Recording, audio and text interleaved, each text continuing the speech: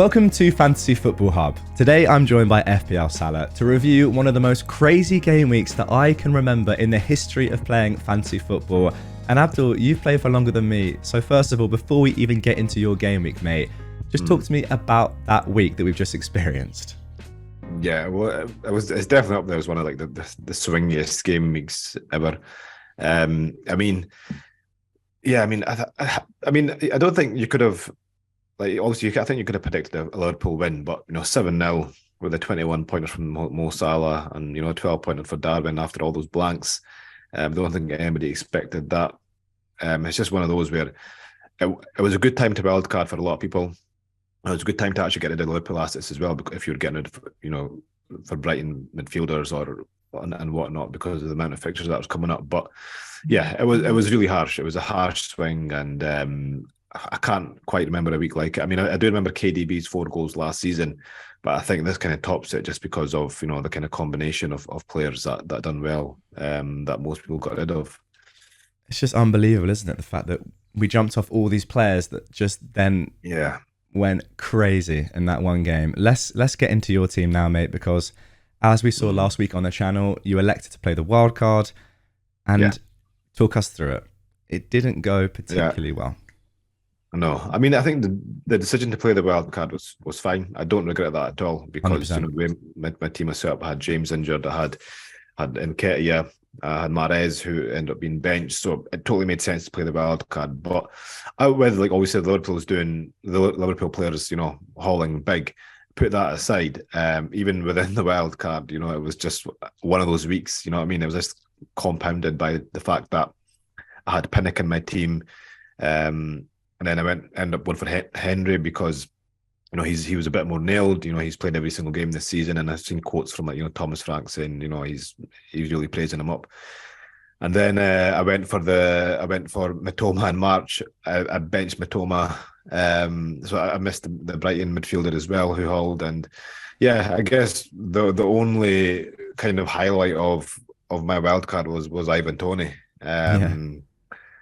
But yeah, that's kind of in a nutshell. So even within the wild card, I got all the 50-50 calls wrong. Just doesn't look like it's my season, Jack. It's one of those ones, isn't it? As I said, or as I have said a couple of times now in videos with you over the past couple of weeks, your history speaks for itself. It just happens, and you can be on the wrong side of variance. And anyone that did play their wild card, I think, as Abdul said, if you were happy with the decision before you saw the incredible swing and outcome of points and how crazy it was, then you can't be too disappointed. I do think for a lot of teams, it was the right decision on paper, despite the fact that we've lost about 40, 50 points, which we'll never get back. But, what can you do? What can you do? Yeah. And just a point on that as well, Jack, like, I mean, I've had a lot of bad variance, this season, but to say that, like, in my previous 5 seasons, I've also had a lot of good luck as well. So it works both ways. I mean, to have a good season, you not only have to play well, but you need to have a lot of luck as well. And so when a season's going bad for you, you just got to think about the times where you got that good luck. So it balances itself out over a long period. Yeah, 100% agree. And I know for me personally, like last season I did very well, and then a couple of seasons before that I came about 300k, and I hadn't got way better as an FPL manager in that period of time. Maybe I've got a bit better, sure, but not 300,000 places worth. A lot of it is down to variance, as you say. The funny thing with Toney, even, I thought the wildcard couldn't get any worse, but yesterday when they conceded that second goal and it put Toney down to no bonus for a period of time, I was thinking, how bad can this get? And thankfully he did end up just about scraping 2, but when Vinicius was on 27, I was like, oh my goodness me. Yeah, and because he lost his goal-winning bonus when that goal went in. And at one point he was on 0, but then he went to 1, then he went back to 2. So yeah, it was just coming from start to finish, Jack. It was quite an insane week. And to be honest, I think I guess we're quite lucky not to have Toney been red carded, because he really should have been sent off for that tackle. With the high boot on Vukic. So Yeah, I think it could have been a lot worse. I mean, I was listening to it on the radio in the car, and when it happened, when they're talking about it going to VAR, I just thought he's getting sent off. This is just going to be the icing on the cake. But yeah, I guess we're quite lucky there. It's definitely one that it could have been a red. I'm thankful that they used a little bit of common sense. Yes. I personally think it was just about okay, just unlucky. One thing I do want to just ask you quickly before we move on to 27, playing March over Matoma, like a lot of people did. I played March over McAllister. Can you explain your reasoning for that and why you did it pretty much? Yeah, I mean, it was so close, Jack. I mean, it was like at one point I had Matoma in my team starting. At one point I had Pinnock. I was just going back and forward, back and forward. It was just so close between them. I honestly think, like, between the three players, there was nothing in it. The reason I ended up going for March in the end was because, simply because he had slightly better stats. So I just thought, I could go on.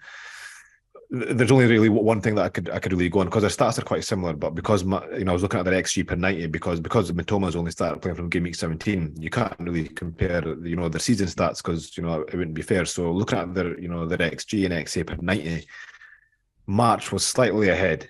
And if you watch I watched that game, I watched the highlights on March today, and honestly, March could have had a goal as well, and at least an assist. So on another day, March would have had the points. So I wasn't too disappointed when I seen the highlights, and I thought, what, it's just kind of, it's one of those 50-50 calls I went wrong. But in the end, I just went for the guy who had the slightly better stats.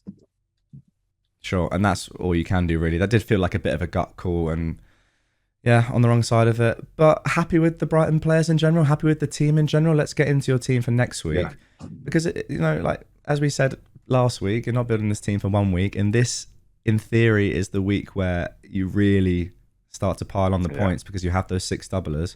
So talk to me about your team for this week. How do you think it's looking? Yeah, I mean, it's looking great on paper. You know what I mean? I feel I've got the probably the best 3. I mean, I've probably got the best 3 kind of Brentford assets in terms of like kind of pricing that. I think a goalkeeper, a defender, and Ivan Toney is the best 3. Happy with my 3 Brighton as well. I mean, I guess in pure hindsight, if I was to go back, I'd probably get McAllister over March. And that's because, he continued playing in that number 10 role, and he played really well. So I don't really see, I think the kind of risk was before, he drops back into that, deep line position. Yeah. Whereas I really don't see that happening now. So yeah, in hindsight, I probably would have picked McAllister, but I mean, it's definitely not worth a transfer. I'm happy with those 3. And again, as I said before, like, March could have held in that game as well. And I think, I think even for people who have got, their 3 Brighton assets now, just stick to them, for a long haul. I think over the next, 5 to 10 game weeks, I think the points should be, equalish. I don't think there should be too much between them. Yeah. Okay. So let's talk potential transfers. The idea before this week was always to roll. Is that still gonna be the play? Yeah, I think so. I mean, unless even if I get 1 or 2 injuries, that my bench this week is going to be Odegaard, Gabriel, and Botman. So yeah, I probably have a lot of points on my bench this week. But yeah, like definitely saving this week. And then obviously, I spoke in the video last week as well. That was a plan to save this week, and then go into game week 29 with 2 free transfers and bring in 2 United players. So that's still the plan, Jack. Again, a lot can change in a week, but we'll see what happens. Okay, and then captaincy, because I think captaincy, I think there's a little scope here to get a bit fun with it, because we don't have the clear standouts like a Haaland this week. So what are you thinking right now? Yeah, so you're right. I think the captaincy is going to be the most interesting debate this week, and I think it'll be quite split between Matoma, McAllister, and Toney. I'm currently on Ivan Toney, but I mean, the thing with me is, like, obviously Ivan Toney's got 9 minutes. He's got penalties. He's on paper, I think he probably seems like the best option. He didn't get his yellow card last week as well, so there's no kind of risk of that happening. But I do think I think Toney's going to be the highest ownership for sure. So in my position, I'm thinking, I'm ranked at 400k right now. Maybe it's time to take a little kind of calculated risk on the captain. And if I was to do that, then I'd go Matoma over March. So that's the order I've got them at the moment. I've got Toney as the captain at the moment. if I decide to, risk it a bit in terms of, trying to play the upside, I'd go Matoma. And what would be your thinking? What would determine whether or not you are gonna go with Matoma? What would you say to someone that's thinking about it right now? What would you say? Yeah, if you're feeling this way, go for it. But if you're not sure, then don't. I mean, it just really depends on where where you're ranked and where you want to end up. So I think at the moment I'm around about 50 points behind top 100k. So that's my target. I still think I can make up 50 points, without taking a risk on the captain this week. So that's what I'm kind of, debating at the moment. And I think I'm going to see what the captain polls look like, near the end of the week. And if they're like, hugely in favour of Tony, and it's looking like, it could, really bite me if I don't go for him, then, possibly, because the thing is, although I'm ranked at 400k, I could still get worse. You know what I mean? So I don't want to kind of, start dropping down to, around the million mark. So yeah, it just, I guess at the end of the day, Jack, in a situation like this, it's just going to come down to your gut feeling. Because the captains, I mean, I do think between Toney, Mitoma, and McAllister, it's not much between them at all. They're again, it's such a close decision. They're all probably as good as each other. I do think it's always interesting at what stage do you get to that point really where you start to slightly abandon what you would have done, say, in game week 1. In game week 1, if you know that Tony's going to be the most captain and he has those fixtures, you probably go with him, right? Given all the information we have. So it's just interesting at what stage of the season, determined on your rank, do you say, okay, now it's time to really risk it or push it. But nonetheless, if you don't get a green arrow this week, what's the game doing to us? Because the team rating is brilliant. Predicted points almost 100. The team is perfectly set up. What do you think? Green arrow finally? Jack, I've lost all faith, mate. I don't know. That's not what I wanted to hear. We've got the same team pretty much. But yeah, I don't know. I mean, it should be a green. I don't know if it'll be a huge green because, of how similar it is to other people. But then I guess, looking at the other Twitter teams, it's similar. But, as a whole, I don't think it'll be, that similar. Especially where I'm ranked. I mean, I guess when you're in the top 10k, top 20k, your team will be a lot more similar to those. But I think where I'm ranked, I could make some some gains there, I guess. But going back to your point, it was an interesting point you just made, Jack, about the when to start taking risks, and I think that's quite an interesting question because I think at the moment it is still early to go, to go gung ho. I don't think this is the time to do that. I think right now, calculated risks are okay. Like for example, going to Matoma over a Tony. If that goes wrong, I don't see that being huge because at the moment I don't see Tony having that much. I think he will be the highest captain, but I don't think he'll be that highly owned. He might not even be over 100% EO, right? But I think once we get to game week, I say 33. 32, 33, I think that's when we need to start, it's the end point in the season. I think we need to taking bigger risks at that point, if we're not kind of ranked where we want to be. But at the moment, if anybody's in the same position, I don't think now is the time to, go all out, all guns blazing. Okay, sure. And one last point from me. You mentioned your bench being incredibly strong. Yeah. The plan wasn't to bench boost in 27, it was to bench boost in 29. Has that wavered at all? Is that chip tempting you slightly? No, because I think I've made my bed with that because if I was to, bench with this week, I would have picked a slightly different team. So no, I've made my bed with that. I know I'm bound to have bench points this week, but I think my bench is stronger in Gameweek 29. I don't think it makes sense to change plan. Once again, just having a look at your team for 29, and this is without at least two frees that 3 frees that you have to do whatever you want in this week. So as we've mentioned in previous videos, it's in the future and we have that international break, but you will have 13, 14 maybe doublers. So yeah, it's one of those ones. Once again, do you wait or not? See, there is merit in going this week, right? I mean, I could possibly do Kepa to somebody, the Southampton keeper Basnu, or possibly steal and activate the bench boost. And then the advantage there is that because 29 is so far away, and then, there's an international break between 28 and 29.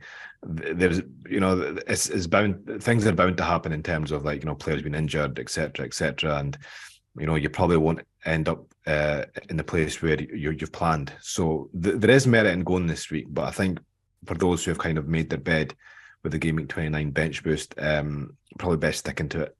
You will need a bit of luck to get to that period, without any kind of other problems and other fires. But that's just the way that it's set up this season. It was a Gameweek 26 wild card and a 27 bench boost, or a 29 bench boost. So I'm sticking to the 29 for now.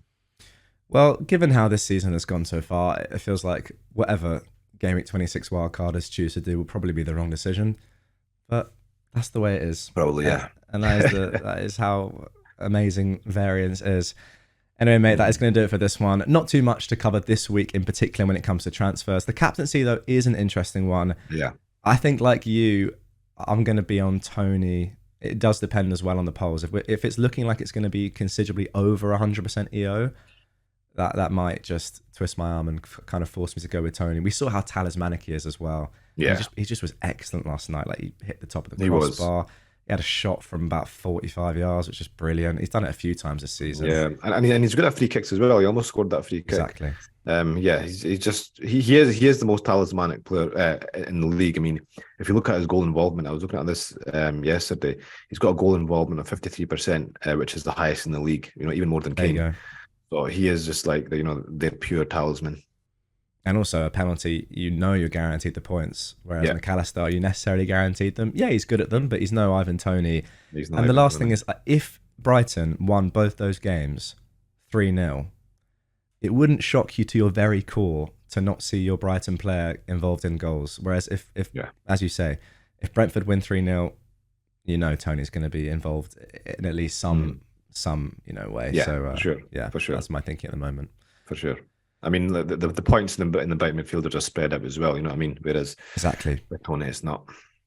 Okay, that's going to do it for this one, guys. Nice and simple one. The videos last week were incredibly detailed and very complicated and long, and there was a lot of thinking. So it's nice to just have a bit of a chilled week this week. Abdul, thank you very much as always, and I hope for your sake that the team starts to be a bit better this week, because I also have a lot of the same players. So Yeah. Let's hope so. Yeah. All right, guys. Have a good one. Hopefully some green arrows incoming.